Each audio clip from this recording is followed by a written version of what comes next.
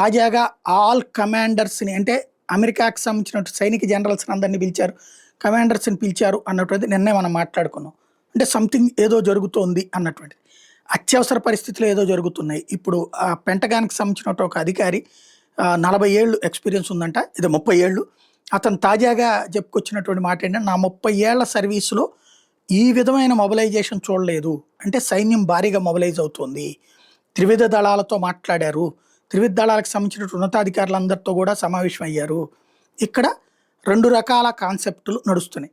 ఒకటి, వెనుజులాని ఆక్రమించుకోవాలని చూస్తున్నది ట్రంప్ సర్కార్. ఎందుకంటే పెట్రోల్ డీజిల్ విషయంలో రేపు పొద్దున రష్యా మీద యుద్ధం రష్యా ఉక్రెయిన్ యుద్ధాన్ని మరికొంతకాలం సాగదీయాలనుకుంటున్నారు. అలా సాగదీయడం ద్వారా రష్యాని వీకెన్ చేయాలనుకుంటున్నారు. అప్పుడు రష్యా వీక్ అయ్యాక క్రిందసారి యుఎస్ఎస్ఆర్ పోయి ఎట్లా అయితే రష్యాగా మిగిలిందో ఇప్పుడు ఆ రష్యాని కూడా మొక్క చెక్కలు చేయాలని చూస్తున్నారు. అలా చేయాలంటే దానికి సంపాదన రాకూడదు.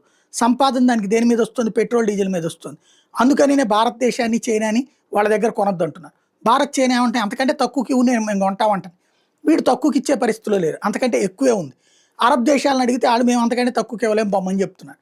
కాబట్టి అరబ్ దేశాల చేత ఇప్పించడం కూడా సాధ్యం కాదు. అందుకని వెనిజులా అయితే ఆయిల్ నిల్వలు ఉన్నాయి, ఇరాన్లో కూడా ఆయిల్ నిల్వలు ఉన్నాయి.